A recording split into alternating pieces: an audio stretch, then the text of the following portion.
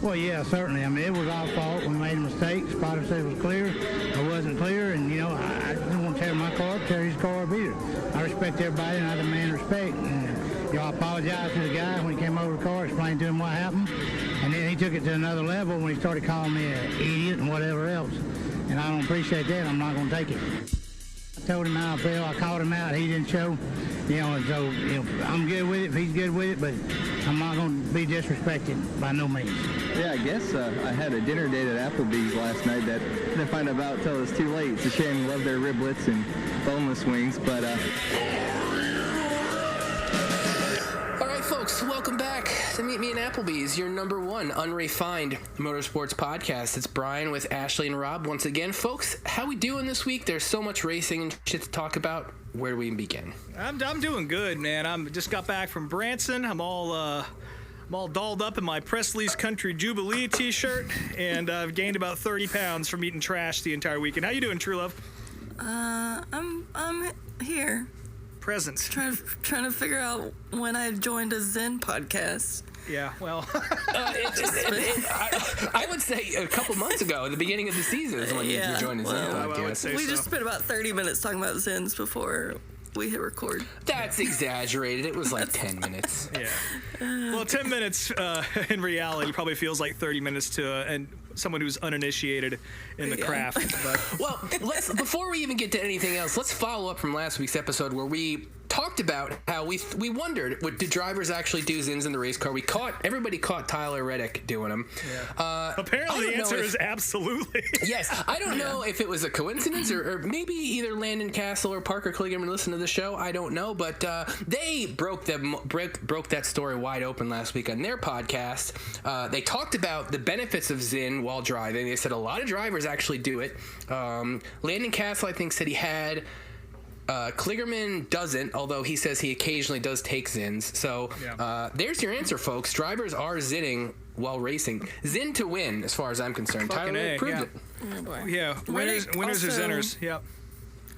Reddick also posted a video of him bowling with a thing of Zyns, but then he deleted it the next day. Yeah. Which is funny because he's already sponsored by both energy drinks and alcoholic energy drinks, so why the hell not just put Zyn on the car with the rest of them? So well, Kyle Busch already has Zone, so the future is now. Maybe they'll be smart enough to get on board with Michael Jordan and the boys and get our boy Tyler Reddick in a beautiful Citrus 6 number 45 one of these days.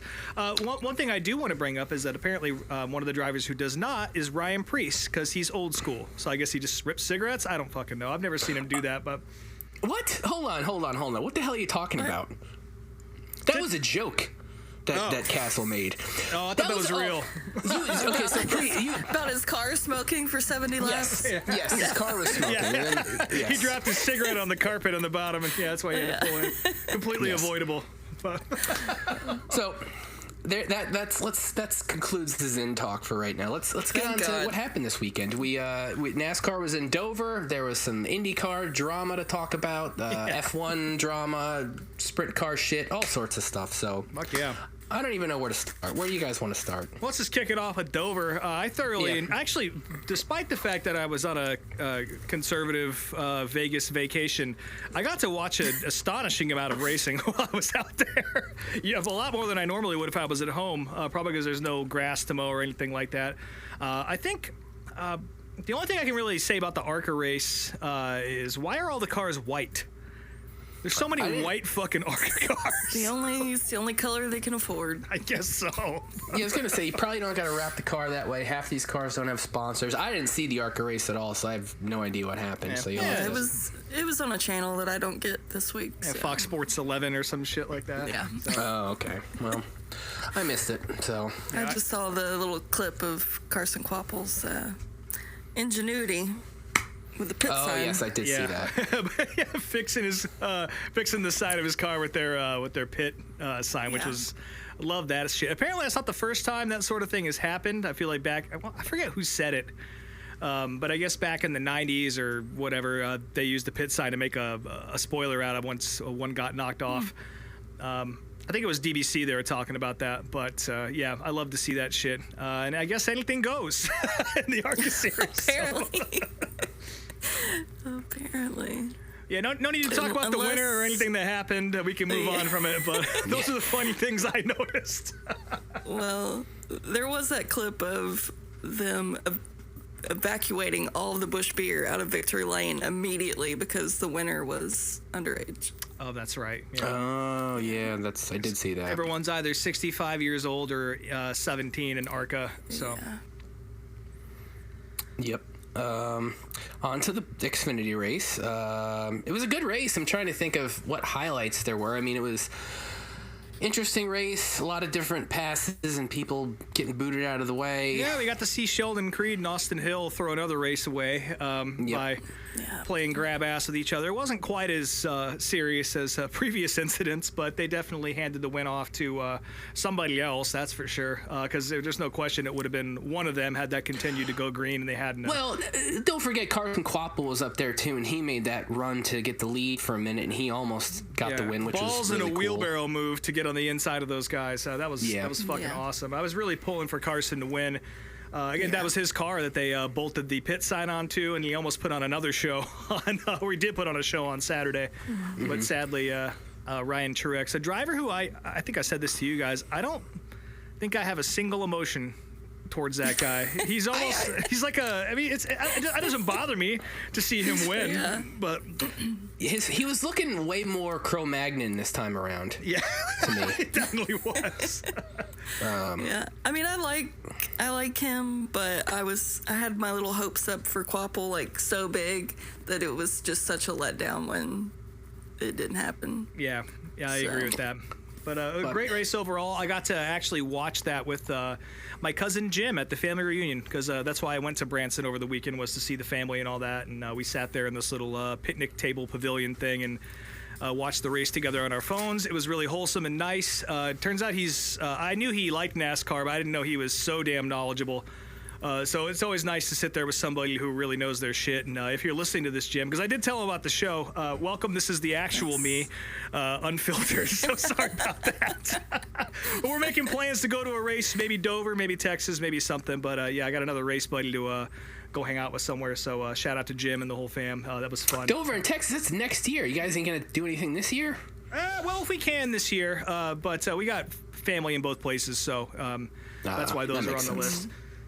And Dover's only 5 hours from me, so after this weekend, it kind of reminded me that maybe I should get down there. Let's put a pin in this for next year, because I think Dover's only like 5 or 6 hours from me too. So I'd be willing to make that trip. So maybe we can plan that. And for next year. What a fucking crowd on Sunday for Huge. That race! It was insane. Holy shit. Like I remember I think it was last year, the year before, when they went to Gateway. I think Gateway's always packed like that. It looks like a Winston Cup race or something, and. Even after Dover got cut down to 1 day, this is the second year of that happening, if I'm not mistaken, right? They've only gone to Dover because they go to Nashville instead now. Right? I don't know. I feel like the last year they had more than one race was maybe the 2020. I can't remember. Maybe so, but either way, people really came out for this one, and it looks amazing on television. And a friend of the program, Andy Newsom, was out there camping. I've never actually seen any sort of glimpse into the Dover camp culture, and apparently it's very fucking robust. I just assumed everyone stayed at the casino. Yeah, I've driven by that track. I don't know where the hell the campground is. It just looks like concrete as far as you can see on both sides of the highway. But man, there is a full campground there, and apparently you can get into some trouble there from what I saw. So good for Dover. Again, that definitely added a few notches onto the old interest list for me. I mean, I've always wanted to go there. It's a fast racetrack, and it's very, very unique. Yeah. But yeah, apparently people go off there. So Yeah. I went in like 2018 or 19, but I also did not see any campgrounds, so that was new information to me. Yeah. Maybe it's just all Andy's friends, though, because he usually brings a gaggle with him. So. Yeah, that's true. Just some random person's yard. We'll get more on Andy later, but yeah. I wouldn't say it was as good of a race as Xfinity, because it's very few very rarely are the Cup races better than Xfinity, but it was a good race. I mean, the big talk of the weekend was aero blocking and driving with the rearview mirror and that type of shit, it is what it is. But there was passing. It was a decent race. Let's see here. There were a couple things to come out of this though, which were interesting. One, on Friday. Eric Jones, we talked about this last week. Eric Jones is out of the car. We broke the news on the show, folks. Yep. And Corey Haim ended up in the 43 car. And, there was some discussion about that. And people were asking different drivers about Corey Haim. And Brad Keselowski gave a really great answer to Bob Pockris, saying that, I don't know what it's like to watch somebody sleep with my wife, but I would imagine that's what it feels like. So Brad invoking a cuck conversation in NASCAR is interesting. Definitely was not expecting that soundbite out of him, but it was definitely got some people talking. Yeah, absolutely. And then also, and speaking of weird horniness in NASCAR, at one point Larry McReynolds was on TV saying something, and in the background you could see the monitor with all the different track camera feeds, and whoever Mitch was, one of the cameramen, was caught zooming in on different women in the crowd. Looking for some tush. Mitch was doing God's work. We don't need to see all little kids and families all the time. Show us some babes once in a while, Mitch. Yeah. It's fine. Seriously. So thank you, Larry Mack, for facilitating that, even though you probably didn't realize what was going on behind you. Alex Bowman was having some issues with both Kyle Larson and Kevin Hamlin. Was his spotter or crew chief? I can't remember. Spotter. Yeah. Spotter. Basically. Go ahead. I was just gonna say that it wasn't even Larson who squeezed him. I forget who was coming off pit road next to him. It was Hamlin. It was Denny. Yeah. No, it was Hamlin. He gave him a little shove up into Larson, and Larson was just kind of coming off pit road, and Bowman didn't like that. And I don't know. I feel like this kind of got blown out of proportion. Like they kind of talk to each other like that, and it's the heat of the moment, Yeah, all drivers just vent bullshit on there. They just want someone to vent to. They don't want actual feedback. They just want you to shut up and listen if you don't think every spotter isn't talking shit to the crew chief on the radio or directly to the driver, then I've got a bridge to sell you, because they all fucking do. It happens with everybody. So I thought that was kind of funny that got blown out of proportion. I guess that's what NASCAR fans do, though. They get upset. So.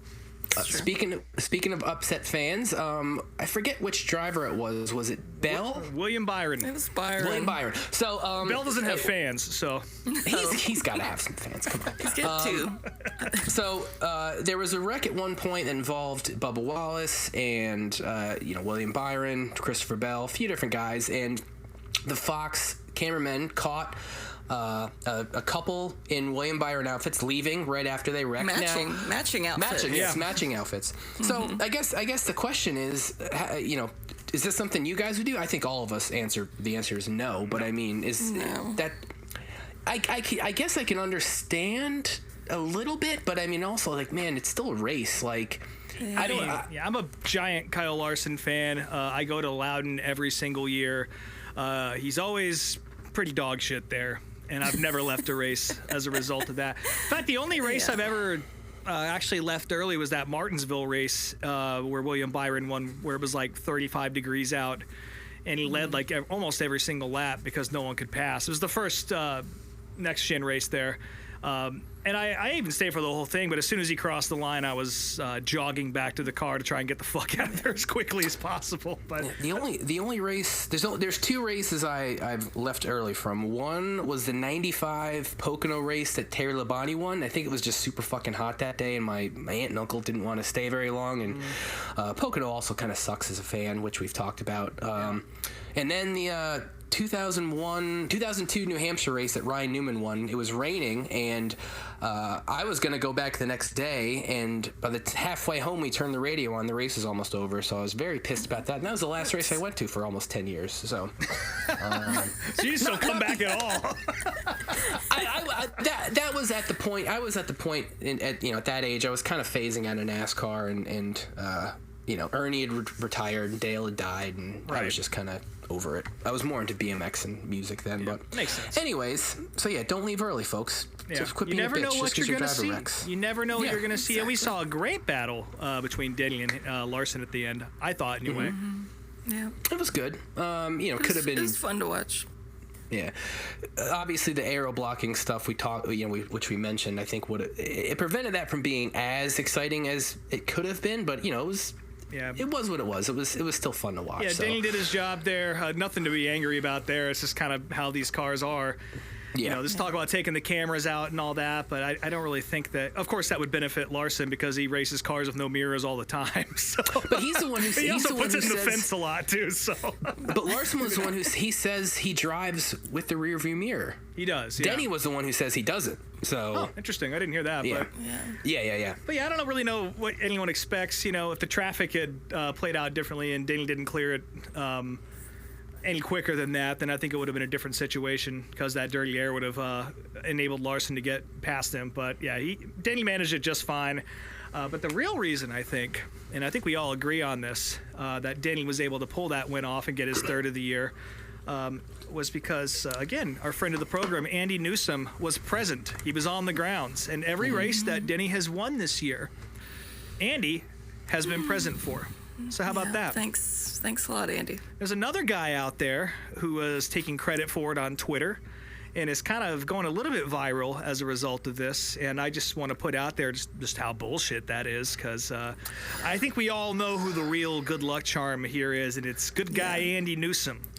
Who's been a diehard Hamlin fan since day one. Yeah. Yes. While I don't disagree with that, I will say the only reason I think that this guy's gotten a little more notoriety out of it is because he's somewhat of a known iRacer, I guess. And Denny himself on his podcast said that he has raced against this Steel Horse guy, so that's why I got you. There was some interaction there. But still, we need to hook Denny up with Andy somehow. I think old Gruesome Newsom is the real reason, though. We all know where the good juju's coming from. I actually talked to Andy about this.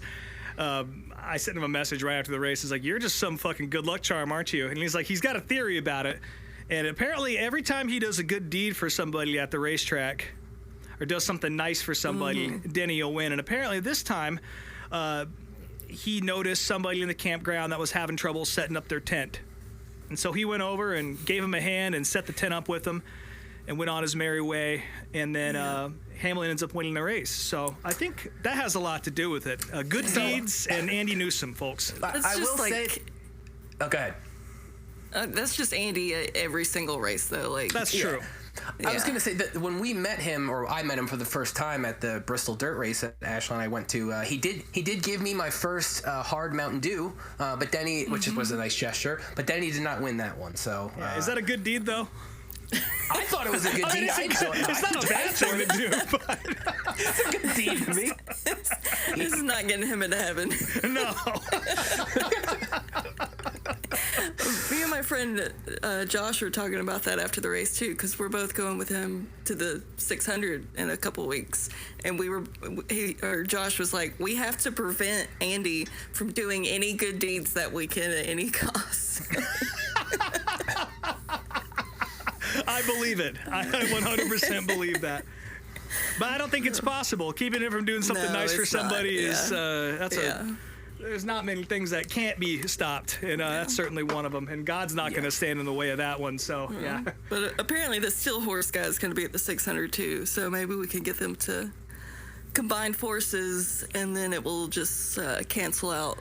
Yeah, two goods. Their good luck. Two goods make a wrong, or something like that. Yeah, I'm all for that.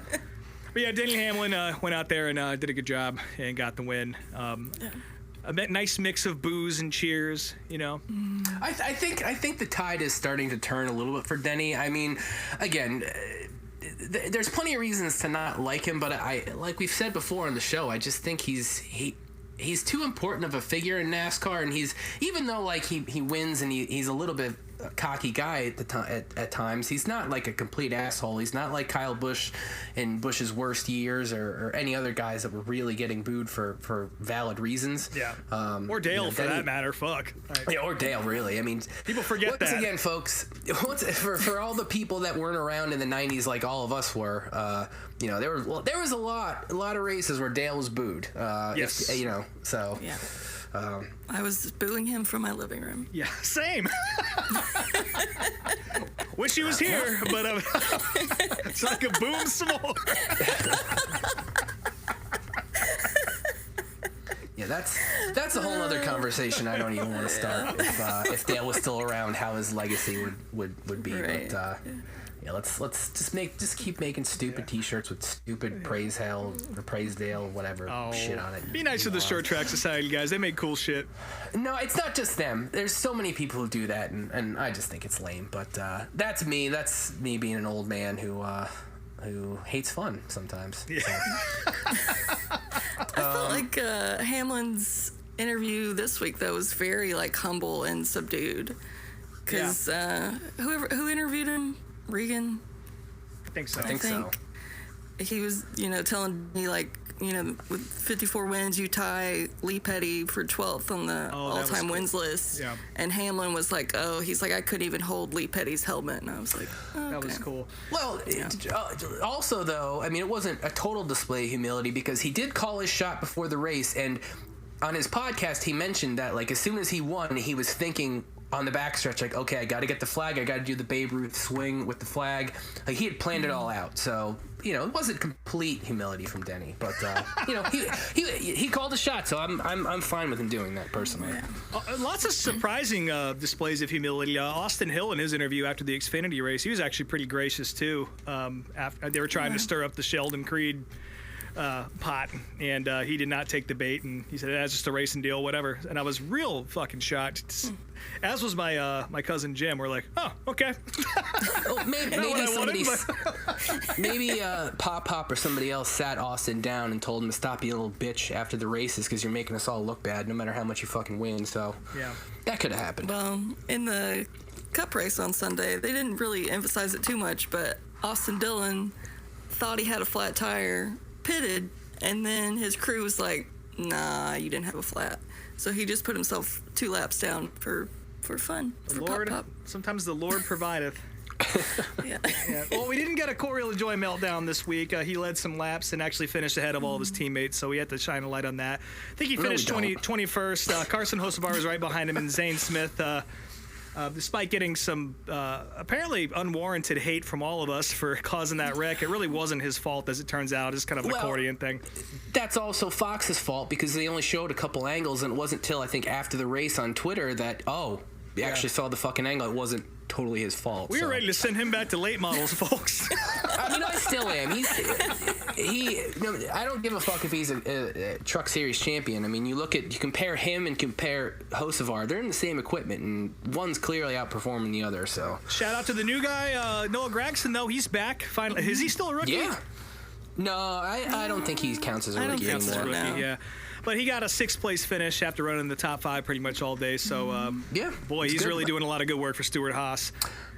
Yeah, I mean, even though I'm not the hugest fan of him, you really cannot say anything bad about him this season. He's been doing good and keeping his head down and not doing anything stupid and running well. So he's doing good. So I don't know what else to talk about. I also want to give a shout out to Suarez, who took his American citizenship test this week, and he's now an American. Yay! Good for him. Play your little Lee Greenwood song, Rob. Put on a cue up. Before we started the show, I was talking about going and seeing a show with my parents, and they closed the show out with "God Bless the USA," which, listen, like, if you're patriotic, that's fine. Like, I love this country too. There's a lot of shit we do wrong here and we shouldn't do, but it's not a bad place to be all in all. But there's no way on earth I should ever be forced to stand up for that song, which I was on Saturday night in Branson, Missouri, because every motherfucker in the house stood up, and I didn't want to come off like a damn communist in a room full of people like that. So I stood there with my hat on, because it's not the fucking national anthem like everyone acted like. There was even a whole Jesus section of the show. Nobody stood up for that. I thought that was supposed to come first, but whatever. Patriotic peer pressure. Yeah, I felt bad on the way out. I was so pissed off about that. And my mom is like, oh, I love that song. And without thinking, I just said, I fucking hate that song. I wish they didn't play that. And I caught myself and I was like, not that you shouldn't like it. It's fine that you like it. I just think it's corny. And I was like, that's even worse. So we let that one fade off into the Branson sky. And that was that. Also, a quick note about Branson. I got to go to an actual brick and mortar Scooters location, not the coffee place, like an actual bar. And it was right next to the Holiday Inn I was staying at up there. And of course, that is a fucking killer place. So if you ever happen to end up marooned in Branson for any reason, I recommend going over there. Great food, delicious drinks. Scooter and his wife are both fucking awesome. I got drunk with a bunch of hot rod guys and talked a bunch of shit. It was a great time. So yeah, if you're ever in Branson, Scooters, go there. But all right. Well, on to the other. Anyway, I'm never gonna go to Branson. I'm never gonna go to probably Scooters. won't. Sorry. Yeah. On to some other notes from the NASCAR weekend. So there was no chatter in the chat from you guys when I posted this, but Ross Chastain, or the Trackhouse team rather, I guess, posted a new paint scheme that they're going to be running in Kansas this weekend, featuring Crocs. There's Bush Light Crocs, which for those, which Rob and I have talked about the benefits of wearing Crocs, even though Ashley hates them. Got them on right now. Yeah. And for those who aren't aware, Crocs actually sponsored Justin Marks in the Busch Series in 2008. Oh, so there is back there when it is was a just connection nurses there. and fishermen wearing them. Yeah, but before they were nearly what they are now. So I'm into this, obviously, being the Chastain fan who also is cool with Crocs. So I thought this was cool, but I like it too. Yeah, I hated everything about it. So yeah, of course. Oh, one more quick. The scheme's fine, but the shoes left me with so many questions because they have so many doodads hanging off of them. Yeah. I don't understand the doodads. Well, speaking of doodads, while I was in Branson, I went to a Crocs outlet, and I actually got to see an honest-to-God, in-the-flesh pair of the NASCAR ones with the Car Tomorrow wing hanging off the back. They are Did you even. try them on your little feetsies? Well, they didn't have my size, otherwise I would have. But man, those are even more ridiculous in your hand or on your foot than they are in the pictures, and they're real. I never expected that would be a real thing, but yeah, they're also like $120, so no thanks. Like I told you, the Car Tomorrow wing on the back of that thing adds a bunch of cost along with all the fucking doodads, so yeah, that's the problem there. Let's see what else to talk about. But speaking of a paint scheme that we all can agree is amazing, is Kyle Larson's Kellogg's throwback on the 5 car. That's right. I would say it's definitely the best one in Cup, because a couple truck and Xfinity ones got announced today, which are pretty good too. The 44 car, they're finally doing the Hot Wheels scheme on Tommy Joe's 44 car, which is cool. Very nice.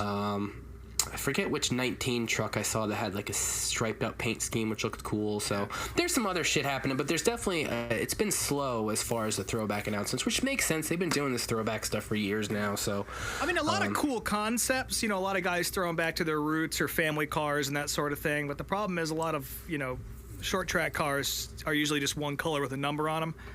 So it's cool that that's getting represented, but definitely nothing iconic for anybody outside of that world. And the schemes aren't all that pretty. But yeah, this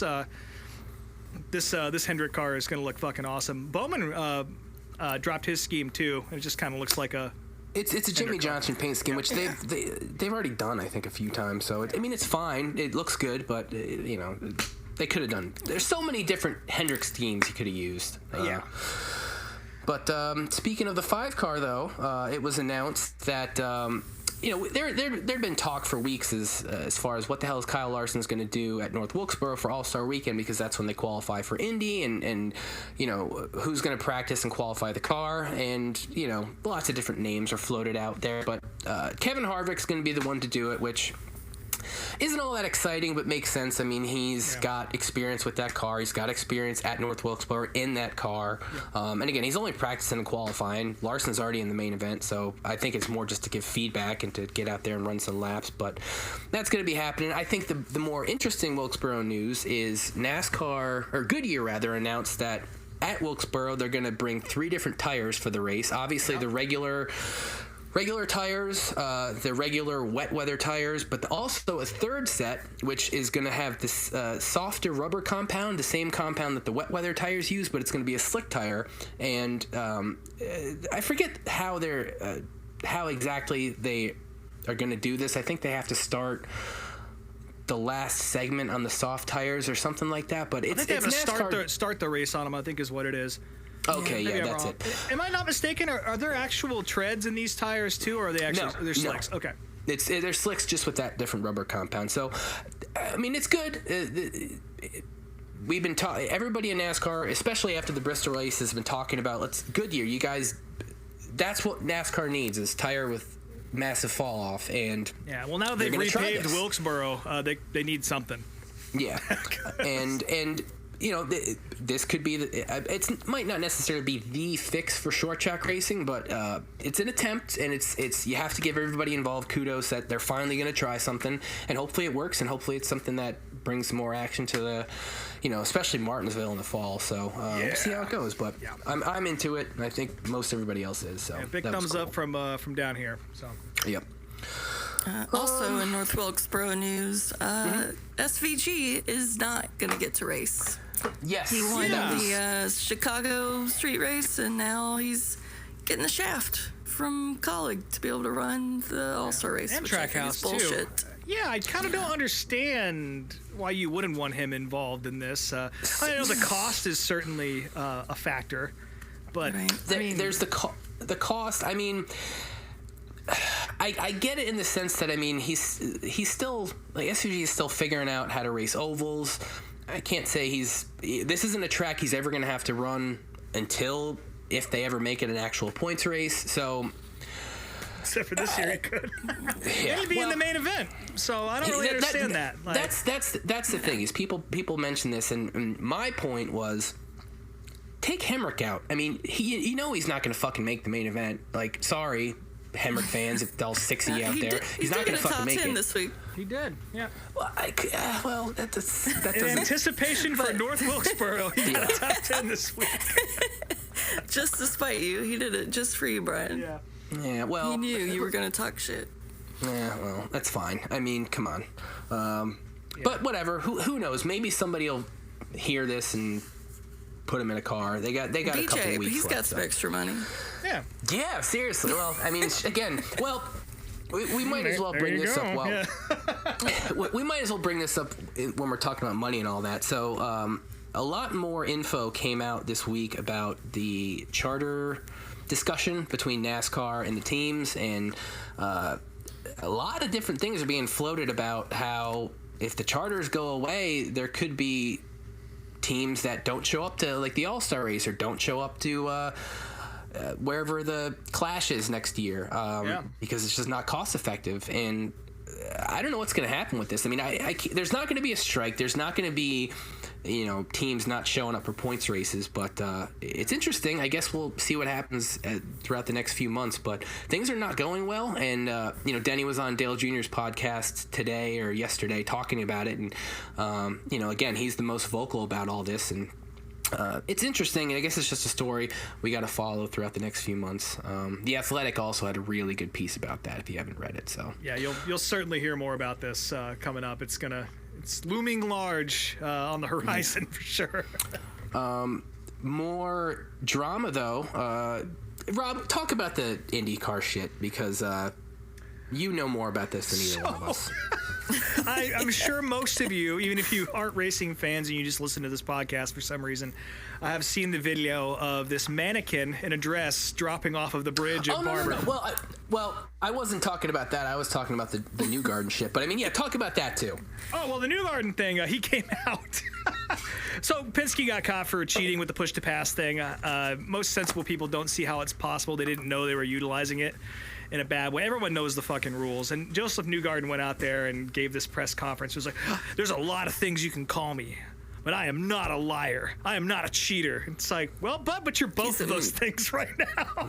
He's a milk gimp. He's the milk gimp, yeah. And that's what he is. A lot of people kind of, I think part of the reason why IndyCar is not able to launch him as a big star is because ever since he's been in super competitive equipment, he's kind of come off as a little bit pompous and like a little too serious. You know, he's a race car driver. You know, that's to be expected. That's fine. But you know, the old Joseph Newgarden when he was racing for Sarah Fisher and all that, he was a lot more fun. You know, he was a lot more down to earth. And now that he's you know, doing really well and winning championships, he's just not as likable as he used to be. Which, you know, whatever, it is what it is. But the Penske way. It is the Penske way, and for him to go out there.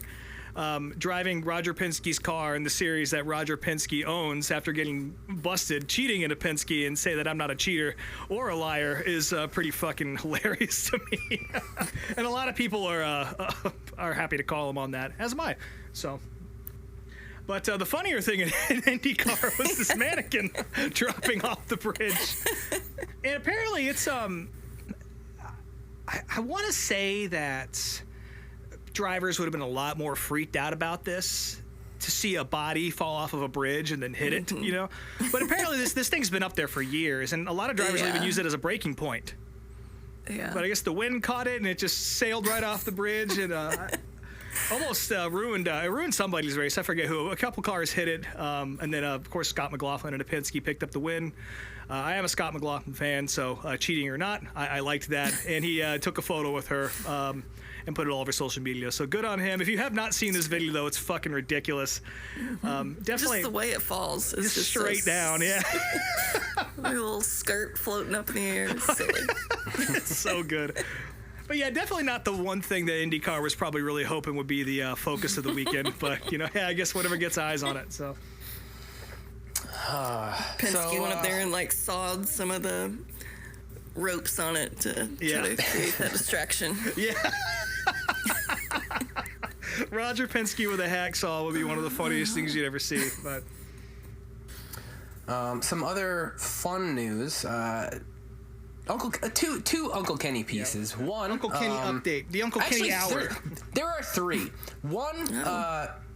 Kenny is going to be getting a bobblehead night at the Cardinals game, I think May 20th. Really? Yeah. Oh, yeah. That's awesome. That's great. And then also he and his wife were caught on the kiss cam at a Cardinals game last week. Hell yeah. Which was pretty funny. And then Kenny Wallace apparently just learned that Willie Nelson is 91 and smoked weed his whole life. And Kenny seems intrigued by that. So, you know, I think I might have to go to Missouri with some joints and go to his house. And unsolicited. Yeah, just unsolicited. Knock on the door, you know. Hey, man, I heard you want to try this. Let's hang out. Kenny's a dog, so yeah. Anytime there's good, hilarious Kenny Wallace content like this, it's our obligation to share it with you. And if you don't follow him on Twitter, please do, because he's the best. Yep. Let's see what else. I guess we'll briefly mention this just because I think a lot of people were upset by it, but you know, I don't know. The Bud Moore shop in South Carolina burnt to the ground this past weekend. There are a lot of different rumors about it. I guess there was a power company that owns the building that wanted to tear it down for a while, and it just magically burnt down. I heard it was homeless people that were burning barrels in there. Yeah, that all sounds right. A lot of people are upset about this, but like, no offense, folks, race cars haven't been in there in 30 years. It was just an empty building. Like, I know it's history, but it's not like it was an active museum. It was just it's a damn shame, but like for every Bud Moore shop, there's like 30 more Winston Cup shops that you don't even know about that are still standing. They have like a Batteries Plus inside of them or some shit. So Yeah, it sucks to see that. It's a shame that a lot of those old shops aren't kept in the way that, like, say, the RCR one is. But this is nothing to get too mad about. They didn't go burn fucking Rockingham down or something like that. So yeah. And then some news that I know a tiny bit about. The West Virginia Motor Speedway, which is only about 3 hours from me. It was put up for sale, and it's actually been up for sale, I think, for a minute, but it dropped from $1.2 million to $925,000, which I think a lot of people see as cheap. The problem with this track cheaper than Tony Stewart's house. It is, yeah. If you have a little bit of money left over after buying Smoke's place, come on over and buy a dirt track with your friends. Yep. The problem with this track, unfortunately, is it's a half-mile high-bank dirt oval, and a lot of drivers say it's too fast. I think I've even talked about this before, because it's a track that anytime I go down, even through West Virginia, I drive past this track. You can see it right from the highway. It's a beautiful track, beautiful facility. In all my years of living in Cleveland and traveling down there, I've never seen racing happening there. I think they haven't run a race there since 2021 or maybe 2022. Yeah. There was talk of paving the oval and putting a dirt ring on the inside. Obviously, that hasn't happened yet, and it's a shame because it is a beautiful facility. Super cool. You would think that people would want to run there, but it's just one of those things where there's other tracks that aren't incredibly far away that actually have people racing, like the Atomic in Chillicothe is not too far away, and they run there regularly. So. Yeah, it's a shame. I hope somebody buys it and does something with it, because it's too good of a track to lose. But yeah, especially in the condition that it's in. It's one thing to lament over these racetracks that have got weeds growing in it and stuff, but this one is like you could turn the lights on tomorrow, and hold a race. So hopefully somebody picks it up and they do something with it. It could be you. If I ever hit the lottery, maybe, but not me. It's in a better condition than Bud Moore's shop. Yeah, it's true. That's very true. And then Rob, what's the last note here I see is it's a spring sizzler thing. So we're gonna our DAR for the week actually it comes out of the happenings at Stafford. We'll get into the short track septic tank. I guess we're about to get into it, but the DAR for the week happens to roll right into this. Before we get to the actual DAR for Darvs of the week, I want to give it an honorable mention to our friend Barb. She got into it. Speaking of the 5 car, I forgot about Barb. Yeah, Kyle Larson is running, of course, that beautiful Kellogg's scheme at Darlington coming up. And this actually comes from Matt Weaver on Twitter, because he had a funny little interaction with her on the Sportsnaut article that he wrote about it. Barb comments. And actually, the article it's titled "Kyle Larson Throws It Back to Terry Labonte at Darlington." That is literally what it's called. Yep. And she responds saying, "Wish it were thrown back to someone else besides Bobby." I guess Bobby Labonte. And to which Matt Weaver says, "Well, Barb, do I have tremendous news for you?" So, Barb, I don't know. I'm not going to hand her any sort of punishment or anything like that. For being our DAR for the week, because she's probably a sweet lady. But just read before you comment is my advice to everybody out there listening, because you might. I just want to know what her beef with Bobby is. I don't know. It's like you throw back to Bobby like all the time. Yeah, I don't know. Piggybacking off this DARF, though, and I don't remember the exact interaction or who it was, but somebody else on Twitter, when this was posted, commented, I don't know why they don't have, or he said something about like the Chevy bow tie. It's like, why do they have the Chevy bow tie on there? Like, it looks horrible or something. And somebody was like, well, that's what was on the car. That's what it looked like. Literally and he's like, what it was. So, and then the guy responded with, well, I didn't know what the original car looked like. Why didn't you fucking look at the original car? Fuck. Oh, God damn it. He was probably up at Branson the same time as I was. By the way, this weekend I got to witness a man completely drop trow at a urinal with his ass out and take a piss. Oh, hell yeah. That is a thing that me and my friends, especially at wrestling shows, it happens more often than you would think. That is a magical moment when you catch that in a urinal. Some guys dropping trow. Something I will never experience. That was I'll incredible. Never know that joy. Had a great time in Branson, folks. All sorts of cool shit. But I guess Was this at Scooters? No, this was at Presley's Country Jubilee where they played Okay. God Bless the USA as their closer. So he probably, I wonder if he stood up, if he made sure to secure his sweatpants before he got up, because I don't know. But yeah, I guess we're in the short track septic tank now. No better transition than that, because I mean, let's be honest, if you go to a racetrack, there's a pretty decent chance you'll see something like that at the trough. Stafford ran its Spring Sizzler this weekend, or they tried to do so. Of course, Stafford Motor Speedway, if you've never been there, it's probably the nicest short track in the United States. It's an incredible facility. There you have TVs at their urinals. They really, I'm not even kidding, it's the nicest bathrooms you've ever been to at a racetrack. And the facility itself is just fucking excellent. The racing is always good. Of course, modified racing and racing all over the country has been plagued by poor weather. And it looked like this weekend was actually going to be the first one where there wasn't any problems. I woke up on the morning on Saturday and on Sunday too, and it was just beautiful weather. 80 degrees, not a cloud in the sky, maybe a slight chance of rain later on in the night. And of course, it fucking rains. It just opens up, and they have to postpone the Sizzler all the way back to May 10th, which is good news for me because it means I can actually go. And they only got one feature in totality, the ZSK feature, and Troy Tallman getting his first win there, so good for him. But my DARF of the week comes from the fan reaction to this happening. Just people being such dickheads, and I don't know exactly what happened at the racetrack to warrant this, but apparently people were getting pretty mouthy with like the staff when they were at the track because they had to postpone the show because it literally rained all fucking day from like 3 p.m. to whenever. And the only thing I will say that you can complain about is maybe running the Sizzler at 6 p.m. on a Sunday is not great. Yeah, that seems weird. You could move it. Weird. You can move it up a little bit and get it in. So, but even if that had happened, they would have had trouble with it. And again, at the end of the day, you can't control the weather. So, it's one thing. It's okay to be upset about it. It's okay to be bummed out if you can't come back. But don't be a dickhead to somebody working at a racetrack, please. Yeah. It was bad enough for Paul Root to get on the internet and talk about how the abuse that his staff took as a result of this. Again, I don't know exactly what happened, but for him to go out there and be as pointed as he was about it, that means it was pretty nasty. So. Don't be an asshole to people. They can't control the weather. And I know a lot of people travel for the Sizzler, but a lot of them don't. So just shut the fuck up, enjoy the show, and we'll see you on the 10th. And I will see you on the 10th because I'll be there for the Sizzler feature. So God was looking out for me on that one, I guess. But yeah, it's so much bad weather this weekend. And Brian, I think we're going to talk to you about that in a second because you experienced a little bit of it. Arrowhead got rained out several days earlier than it was supposed to happen. Of course, the World of Outlaws late models were supposed to be there, canceled by rain. Knoxville, the World of Outlaws sprints also got canceled by rain, and just it was a really, really bad weather.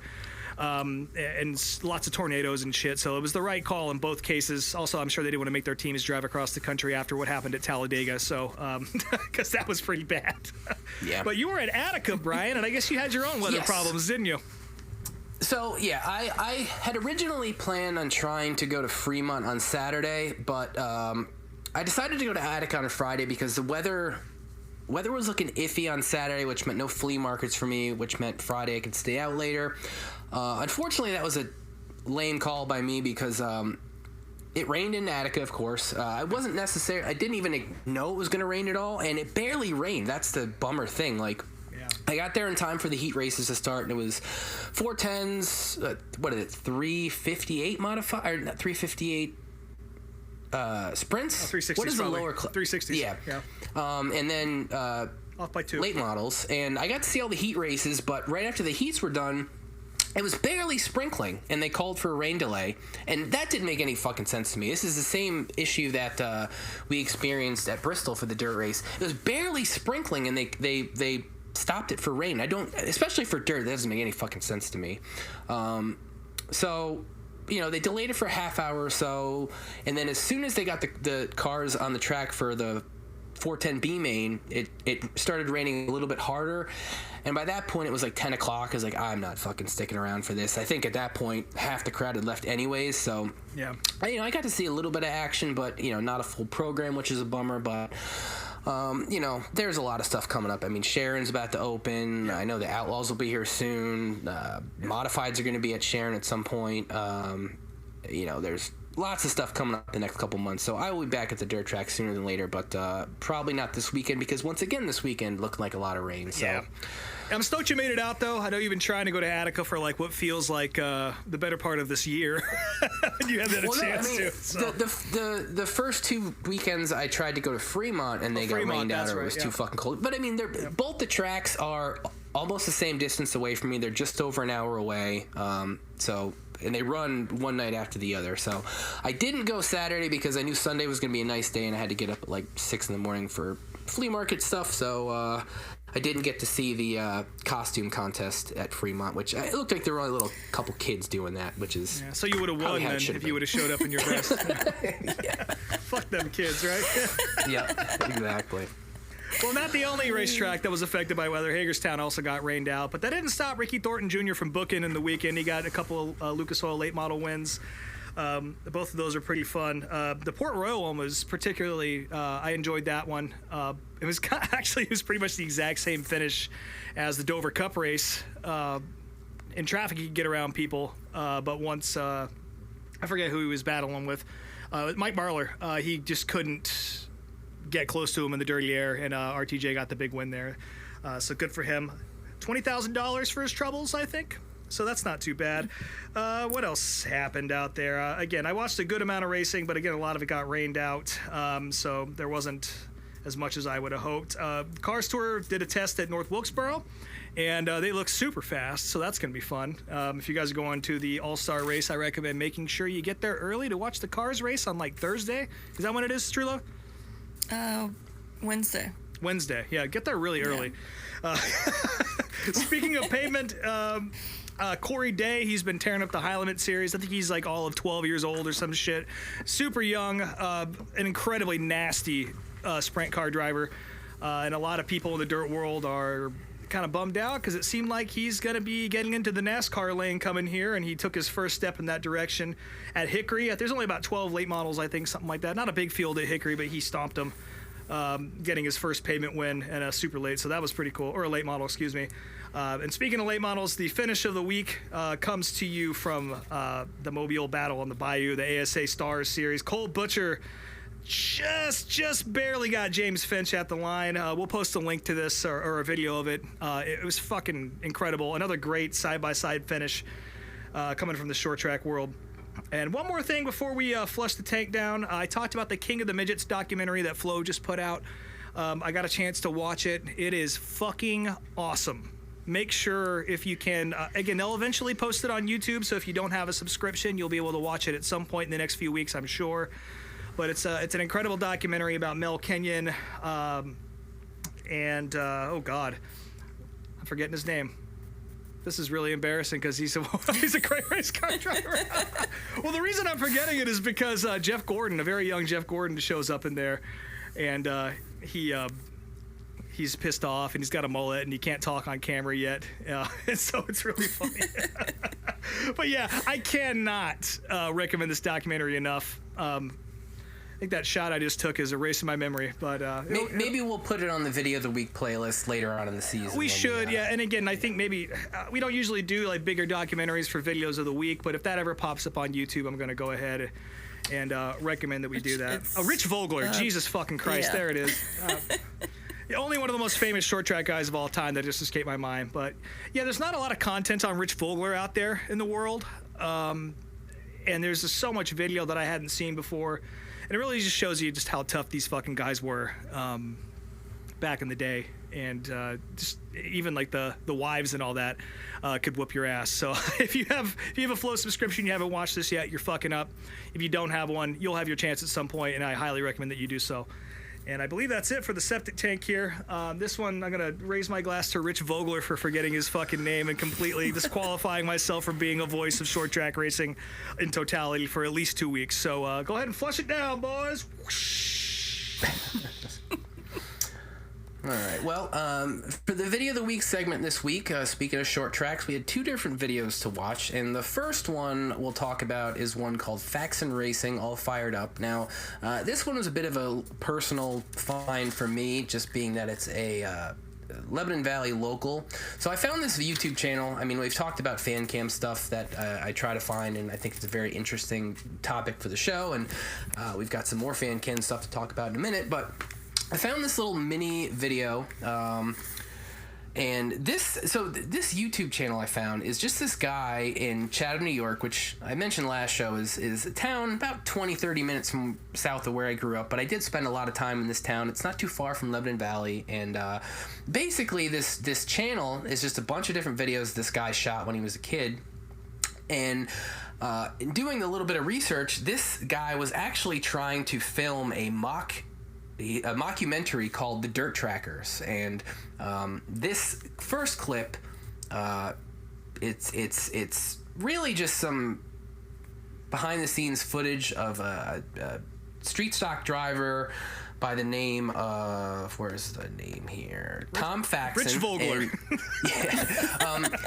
Which Tom, you see him in the car and stuff throughout this video, and it starts off with just some footage of the guys joking at this garage. They're making jokes about the car owners smoking weed and throwing shit off the truck and loading the street stock onto the trailer, and it's really just some interesting short track guy footage, I guess. Like, there's really not much else to say about it other than I love it, and I love stuff like this. Like, it's just a nice time capsule to fucking 35 years ago. Yeah. You know, this dude's got a old Nova with looks like, I don't know if they're real or fake Krager mags on it, which that's an interesting wheel choice for a street stock. But you know, the dude's one point showing off his tack. He's very proud of his tack, and then before he loads the car onto the trailer, he does a donut in this guy's driveway, which is cool. And then you get to the track, and I will say this for those who've never been to Lebanon Valley, the actual footage at the track, other than some signage, it's like Lebanon Valley hasn't changed in 40 years. If you go there today, it looks almost identical to what it looks like in this video. And, you know, there's really not a whole lot of insight as far as, you know, what was going on that day. It's really just some cool short track footage. I will say there is another video on this channel that I didn't get to watch yet, but Tom mentions a guy named Mike Madsen, who I guess is a fellow competitor that he might have a little bit of a rivalry with. And this filmer actually did film some footage with Mike Madsen as well. I'm very interested to see what else this guy had filmed. I would love for the full mockumentary to show up, but I don't think this guy's updated his channel in quite some time. Yeah. But I don't know, just a really cool, fun video. Personally, I think this video was the inspiration for Primus's Jerry Was a Race Car Driver, because that's what I think of when watching this video. Like, this just screams that to me. Like, just short track guy, not a winner, just going out and have fun. I loved it. What did you guys think of it? Well, I loved it too. I love shit like this. Like, it's just such a unique little window into this, like, very specific moment in time, and like I just love like home video footage like this. And I did watch that other little video of the Mike Madsen guy, and it did you? It wasn't as good as this one because there wasn't any talking in it. It was just like footage with a song blasting over it. But yeah, I looked at like the titles of all the other videos this guy had on his channel, and I want to watch a lot more of that guy's channel. Yes, that's one thing I didn't mention. The guy, he definitely filmed like some fake horror movie, and there's all sorts of videos from that. He also, there's a video called OCWWF SummerSlam 1987. That stands for Old Chatham Water Wrestling Federation. I skimmed through this real quick. It is basically a bunch of guys wrestling in a pool, but they also filmed like vignettes and training videos and shit. So I cannot wait to sit down. It's 45 minutes. I cannot wait to sit down and watch that. Personally, that will not be reviewed for this show, but yeah, check out this channel because there's lots of fucking weird shit on there. It's all VHS footage, and this is it's all I love like stuff like 1990, 1991, that 89, like that era. That's killer. I actually haven't watched this one yet because I fucked up and I watched next week's video of the week, which, by the way, folks, You watched the 2 hour long. Don't even talk. Come on, let me save that for the end. I'm not gonna say what it is, but all I'm gonna say in this moment is that you guys are in for a fucking treat. Yeah, I found a good one here. You really did find a good one. But yeah, enough about that. I am looking forward to watch. I did watch the next one though, or at least some of it anyway. But yeah, Yes, in my brain, I watched the next week's video and I loved so much of it. And then in my brain, that clicked off the box. Said, well, I watched the video of the week. I'm ready for the show. And then we got here today and realized I'm completely not prepared. So yeah. This one was only like 7 minutes long. Yeah, but that sounds great though. I look forward to watching it. Lots of cussing. Yes. Northern rednecks. Fuck yeah. Yeah, this is where I grew up, and very rural. I grew up in a very rural town. Like my street that I grew up on was dirt until I was like 10 years old. So New York New York's got some white trash to it, folks. Don't get it twisted. Yeah, this one was blasting a Pat Benatar song the whole time. Yeah, well, it was. I think it was the same song for both videos, wasn't it? No. Well, the one that we watched was Pat Benatar. The second video, it was something else. Oh, okay. Well, the other video that we watched was the 1991 NHRA versus NASCAR charity softball game. This was the second year that they had played this game, and the video starts off with the recap of the 1990 game, which initially this game was played as a benefit to drag racer Daryl Gwynn, who was paralyzed in a wreck in Australia that year, and NASCAR and NHRA came together to get some money together for him. And the first few minutes of this video talks about that game the year prior, which NHRA won quite a bit with a score of 21-20, which I thought was a wild score until I watched the 91 game and understood why the numbers were so high. Yeah. NASCAR this year was on a mission to get revenge the year prior. As Mikey Waltrip said, we actually got together and practiced, and we even got some shoes this year, because apparently last year guys were playing in boots and who the fuck knows what else. Crocs. Yeah, it was a time before Crocs, I think. Yeah, whatever Crocs were. We hadn't fallen that far as a society yet. You get your standard TNN announce team here. Mike Joy shows up, and I don't remember Mike Joy with a big ass mustache, but I also wasn't really watching. Boy, did he have that mustache? Yes, yeah, he had a massive mustache. When they show the field, and this is why the score was so high, they definitely moved the outfield fence in probably halfway to the regular outfield. I think they shortened the base paths from 90 feet to 60 feet. So, yeah, that's why the score was so high, because it really was not that hard to drum up runs that way. The NHRA president keeps calling it a baseball game, which is very clearly not a baseball game. This is slow pitch softball. They are throwing the ball like 15 feet in the air. This is not baseball at all. A lot of the top stars from both sports were there. Really, as far as NASCAR goes, the only two big names that I weren't there were Earnhardt and Waltrip. Darrell Waltrip, Mikey was there, of course, but Mark Martin, Rusty, Harry Gant. I saw Buddy Baker there, Dave Marcus, Ernie Irvin, Derek Cope, Davey Allison. All the guys that were near the top of the sport were there playing in this game. Most of them were not very good, but they were all there. Yeah. I want to point out that Sterling Marlin had 1,000 batting average from the year prior, so he hit everything they threw at him in 1990. Just want to put that out there. and gray hair in this video. Oh yeah, for sure. He was like the only driver not wearing a hat, which makes sense because again, you saw that. You wouldn't want to hide that hair. No. Yeah.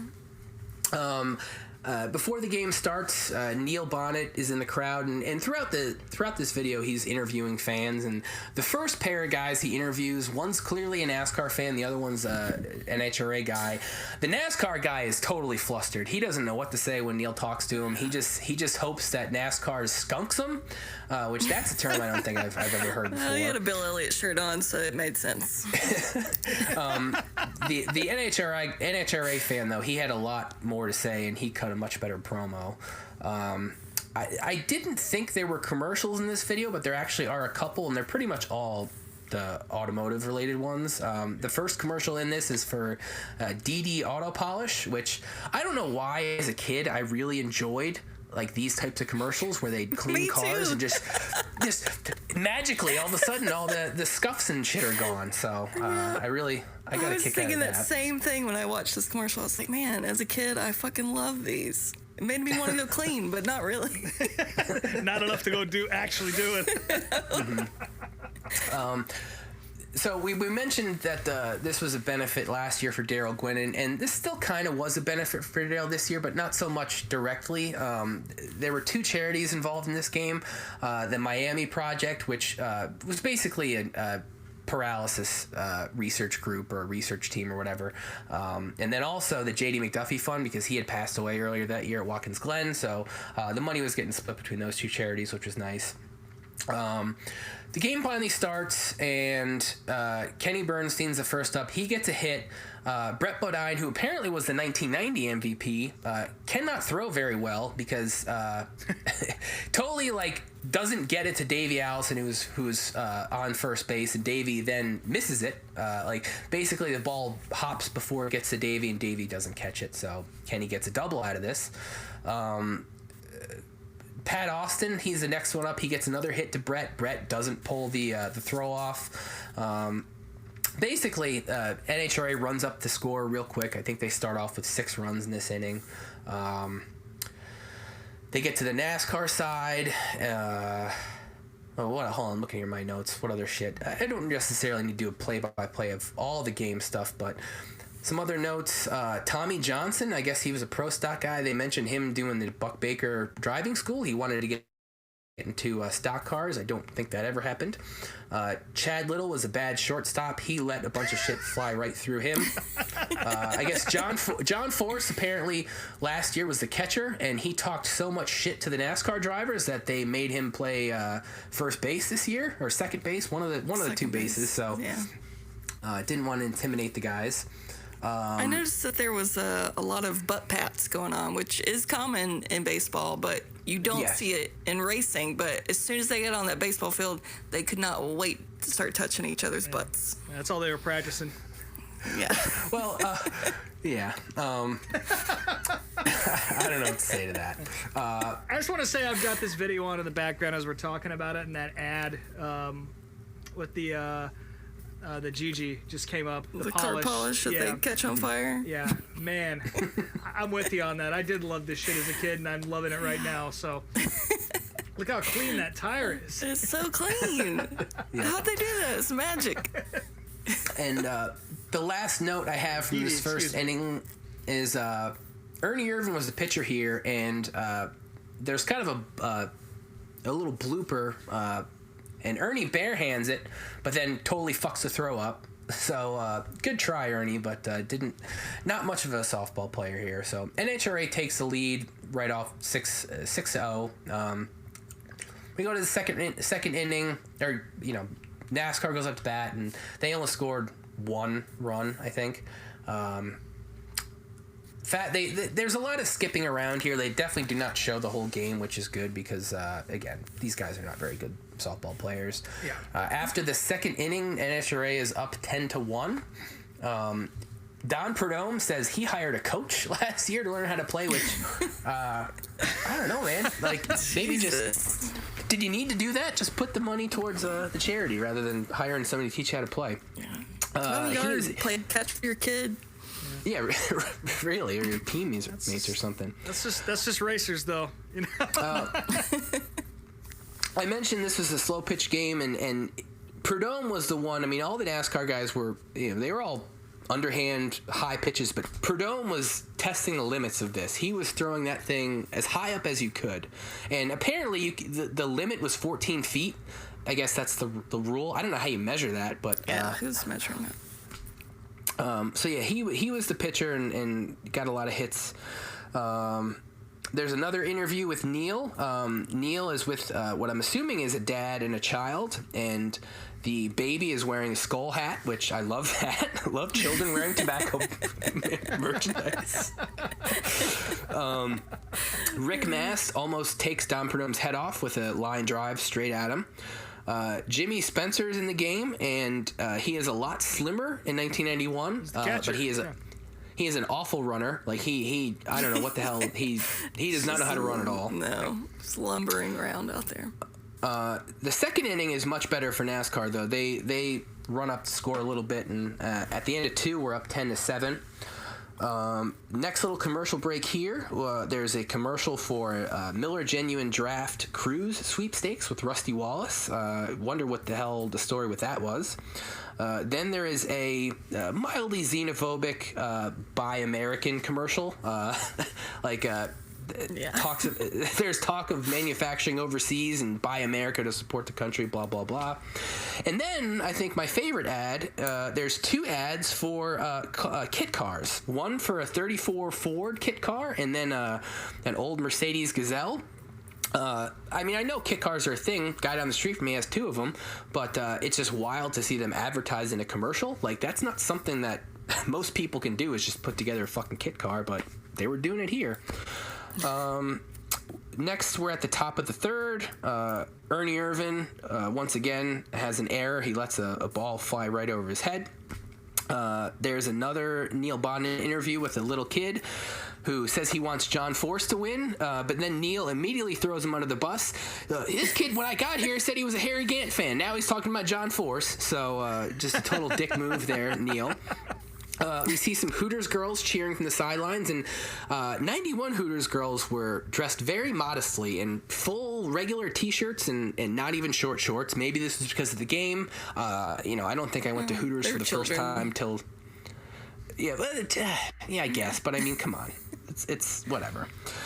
I don't think I went to Hooters for the first time until I was like 10 or 11. I definitely went to Hooters like 10 or 11 on a family vacation. I remember that. But that kid in the skull hat had definitely been to Hooters. Yeah. I probably was. I probably was wearing some sort of NASCAR hat for sure. Let's see here. And then after There's the a great comment. What's the comment? Because I missed it. They said, if anything will distract John Force, that's it, in reference to the Hooters girl. Yes. Yes, that makes total sense if you remember John Force's Pornhub comment on the Dale Jr. download many, many years later. Yep. Yeah. At the top of the 3rd, the score is back up 13-7 with NHRA in the lead. There's another Neil interview where... he skips in line to get ice cream and then immediately gives it to a little kid who is completely bewildered, has no idea what the hell this old man is giving him ice cream for.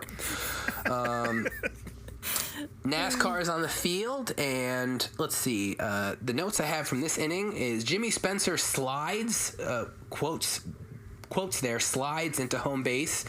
Looks like complete ass. Brett Bodine hits a little blooper that should have rolled back to be a foul, but Don Prudhomme fucked that up, didn't listen to his coach enough, and grabbed the ball when it was going out of bounds, and then fucked the play up. So, yeah, Don Prudhomme's still not a great softball player. After the 3rd inning, the score is evened up a little bit more. We're 13-9.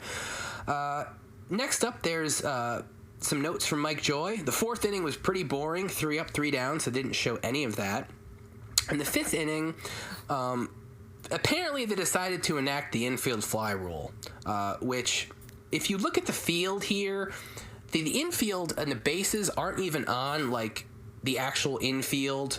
So there was Les Richter and the NHRA president arguing with the ump about this, which I thought was pretty funny. The bottom of the 6th, Ernie Irvan actually has a good shot and drives some runs in, and that gets NASCAR in the lead finally for the first time in the game. The last commercial we see, or the last commercial break, there's a few different commercials. There's one for the Dodge Magnum engine, which depicts a Dodge Dakota on some train tracks pulling a car with a couple different of competitors' trucks in the back of it, promoting that motor. And then there's a commercial for the 91 Rockingham races that were going on that weekend. I didn't look up the Busch race, but that was one that Davey Allison won. It was the fall Rockingham race, obviously. And then an Inside Winston Cup racing commercial with Mellow Yellow 500 coverage and an interview with some sort of model builder. After the commercial break, all of a sudden it's the 9th inning, but Sterling Marlin is awarded the MVP of the game, which was cool. You get to see that quaff up close. It's a good-looking quaff, yeah. And really, again, they completely don't show anything from the 7th and 8th innings, but the score was still 14-13, and NHRA could not pull it off. NASCAR won this one. So, a fun little video. What did you guys think? I mean, definitely didn't want to make you guys sit through the other softball games, because, fuck, they would have been awful.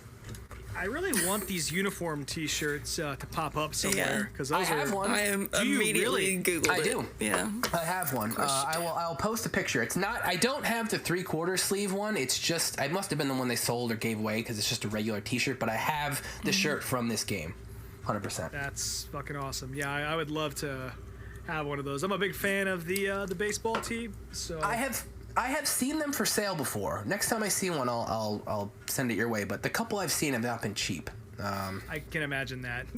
Yeah, the one I got in a lot with. I got from an old NASCAR graphic designer that sold me a bunch of shit from his collection. I think he might have even designed it, so that's why I have it. But yeah, it wasn't something I was looking for. It just ended up in my hands. Yeah, my only other real comment on this is just to echo what's already been said. These guys fucking suck at softball. It's not good. It's really bad.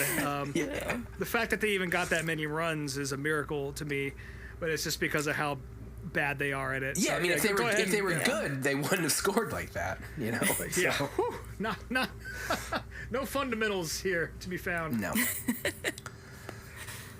I enjoyed it. It's something different, footage away from the racetrack. And anytime I get to see Davey Allison footage or interviews that I haven't seen before, I'm all for that. Same, yeah. Yeah. You could definitely tell that the crowd at this game was very pro NASCAR. Well, yeah, they were in Charlotte. I think the year before. Yeah. The year before, I don't know where they were, but I think they were in NHRA country or at an NHRA race or something. So that's why they moved it to Charlotte this year. But yeah, very much a NASCAR crowd for sure. Yeah. They also said that Derek Cope used to play minor league baseball, which I didn't know. I did not know that either. Interesting. Yeah. Why the hell didn't he play well then? He should have been the MVP both fucking years. You wouldn't know it. So. And my last note was how strapping a young Dale Jarrett looked in 1992. So now I understand why Michael Waltrip's wife cheated on him with Dale. It's interesting because they're both tall ass dudes. Like I met Dale Jarrett at Indy a couple years ago, and I'm 6'2", and I think he had an inch or two on me, so I was surprised. So Buffy likes tall dudes, apparently. Apparently so. That's the name of the episode, I think. Buffy likes tall dudes. All right. Well, Rob already kind of alluded to it with the video of the week next week, but in continuing the fan cam footage, I found so far what I believe is the best fan cam footage on YouTube. It is called the Big O tape. Now, this was fan cam. Excuse me. Yeah, it's. We'll get to it. This was fan cam footage shot from Orange County Fairgrounds Speedway, which is a little bit north of New York City, kind of in the middle of nowhere, Middletown, New York. It's a well-known dirt track, dirt modifieds, World Outlaws, all those guys run there. Yep. I found a 2-hour video, and again, 2 hours is a lot, but it is worth your time. I've only watched half of it because I keep rewinding it and rewatching all these clips. Rob's already watched it, and if he's not upset by 2 hours, you shouldn't be, because it's fucking killer. There's so much good shit, and I'll spoil it now. there's a fucking untelevised TNT monster truck race in this too, which for me, there is. Yeah. You know, immediate, just like, holy fuck. So I sent this. I thought I'd uncovered like a gem. So I sent this to one of my. Is that why it's called the Big O? No, I think that was just nicknaming the track. But I sent this video to my friend Chris, who is even though he's younger than me, he's probably one of the most knowledgeable monster truck guys I know. And apparently, like, there are some monster truck guys that have seen this before. Even though this video only has 870 views on it or whatever, but I guess there's actually quite a few different fan cam monster truck videos from Middletown. So I got to check all those out. I haven't had a chance to watch, but it's on the Video Week playlist. Check it out. Take your time. There's a lot going on here. I'll just say this. The one other spoiler I'll say, the camera guy is doing commentary almost the entire time, and that is one of the best parts of the whole video. Yeah, so, that guy's having a great day. Yes. So yeah, fan cam footage like that is so rare, and especially for NASCAR, but even more so for short track racing. So this is an absolute treasure trove of cool footage. I'm excited for you guys to watch this one. Oh, yeah. So that'll be next week. And then next week, or actually this coming week, NASCAR is in Kansas, which, if you're a Toyota or a 2311 fan, you're probably pretty excited for this weekend because they have dominated this race the last few years. 2311, I think, has won 3 of the last 4 races there. It's been one of the best races of the last few seasons, Kansas. So, I'm excited. I imagine you guys are all as excited as I am. I am excited. Not looking good for Ford. If you're a Ford fan, maybe you're not excited, but this is... Well, you haven't been excited all year. That's true. Also, Kansas has slowly become one of my favorite tracks of the past few years. So. It always puts on a good show these days, which is not something I think any of us would have said a few years ago. But No. Yeah, it's really good. Also, if you happen to be going to Kansas, High Limit is running at Lakeside, which is just up the road from Kansas Speedway. So if you want to see some sprint car racing, they're going to be there Friday and Saturday night as well. That's also going to be on Flow Racing. There's a bunch of racing happening. Cars are at Ace on Friday night. Lucas Oil's at Florence and Ponderosa. World Outlaws are at Eldora with USAC. There's all kinds of shit out there. Unfortunately, we still don't have a brand new link. There might be one that we've uncovered, but we're not going to share it just yet because we're not really sure what it's actually going to be. But keep your fingers crossed, folks. You might be back on the sauce before you know it. Yeah, I've been missing that link, even though I don't always watch dirt track stuff every night like you do, Rob. It is nice to have it there. So. Also the NASCAR Modifieds at Monadnock. I might try and go to that. I'm not 100% sure if I'll be able to make it up on Saturday. It might rain, so who knows? But that's, again, I've talked about that track at length on this show. If you were within 2 hours, 3 hours of that place, it is worth the drive, 100%. I am not even going to attempt any races this weekend with the weather, and plus I'm going to Darlington next weekend, so I got to do a bunch of shit the next week and a half before I leave for that trip. Ashley, you doing any racing stuff this weekend, or are you just waiting for the rest of the month? No, it's my favorite annual church sale this weekend where all these old people sell a bunch of shit for real cheap, so that's my weekend. There you go. Well, that's good then. Well, I guess that wraps it up for this week's trip to Applebee's. As always, you can find us at Meet Me at Applebee's on Instagram and Meet Me at the Bees on Twitter. I'm Speedway Screens on all the things. SpeedwayTSJ.etsy.com is the store. Ashley, where can people find the goods you're going to buy at this church sale? In my home, where I will hoard them. But when Ashley crosses over to the other side, you can go to her estate sale. Yeah. I'll let Brian run it. Yeah. Also, you've been posting some cool photos of your trip. It won't be much of a sale if you have me run it. Well, if you follow Ashley on Instagram, she's been posting some cool photos of going to Talladega and all that. So if you listen to that episode, here's some photo content to go along with it. I always enjoy that anyway. Rob Motes _ unofficial on Instagram. My band's called These Wild Plains. I ain't got shit coming up to mention for either of those, unless you happen to go to Monadnock this weekend and I happen to get a wild hair and go up there. But I'll probably be in the basement all weekend. So if you happen to be in Worcester, give me a call. I'll let you in the garage door. Cool. All right. And with that, looks like our check is here. So thanks once again for joining us at Applebee's, and we'll talk to you next week.